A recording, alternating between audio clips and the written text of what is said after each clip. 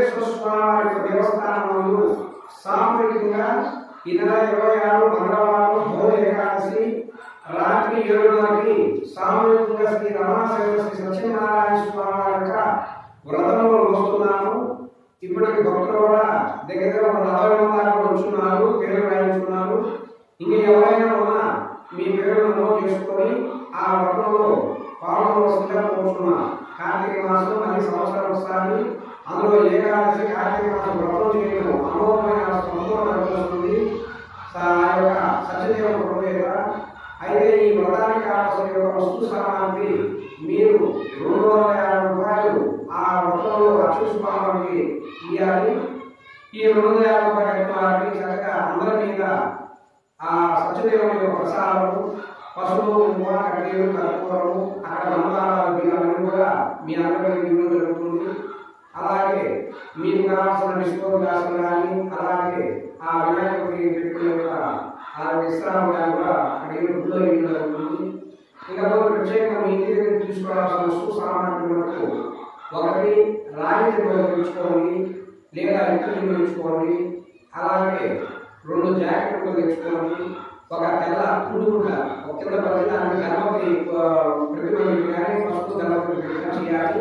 ఒక చిన్న తెల్లటి పుడుగుడ్డ ఒకటి, 2 జాకెట్లు, 2 టెంకాయలు, ఒక గణపతి కేజీ బియ్యం ఇంట్లో మీ ఇంటి దగ్గర తెచ్చుకోవాలి.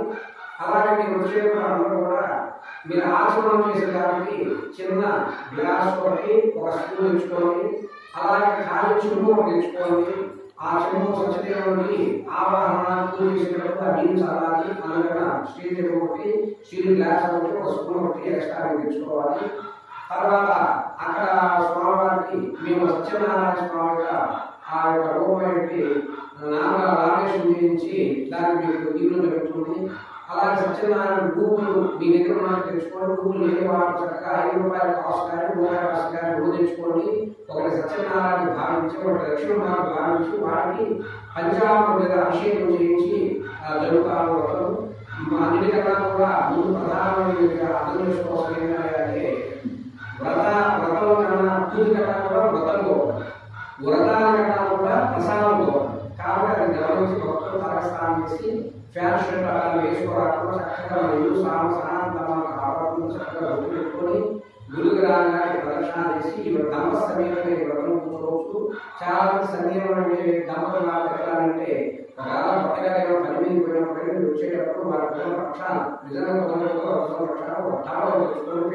పెట్టుకోవాలి, భర్తలు భావించుకుంటూ తీసుకోవచ్చు. అలాగే చదువుకునే పిల్లలు కానీ, లేదంటే పెళ్లి కావాల్సిన అమ్మాయి కానీ, అబ్బాయి కానీ, వ్యాపారస్తులు కానీ, దాతలు భారతీయులు కానీ అందరూ ఈ వ్రతం చేసుకోవచ్చు. ఇంకా భర్తలే వాళ్ళు ఏంటంటే మీ గోత్రనామం చెప్పించుకోండి, కనీసం రక్షణాలు అనేది చేయకూడదు. కాబట్టి మీరు ఏం చేస్తారంటే మీరు గోత్రనామం చెప్పించుకొని సత్యనారాయణ స్వామి వ్రతకాన్ని ఆ ప్రసాదాన్ని రక్షణ చేయించుకోండి. అందరూ చేయగలిగిన కష్టాలు పెట్టడం, అలా చేయడం దయచేసి చేయడం అనిగా భావించాలి. కావ్య వ్రతం పాల్గొనలేదు కాబట్టి అందరూ వచ్చి ఆ వ్రతం పాల్గొనవలసిందిగా నిరోధం మాత్రమే ఉంది. ఆ అవకాశాన్ని సద్వినియోగం చేసుకోవాల్సిందిగా కోరుతున్నాం. జయ శ్రీరామ్.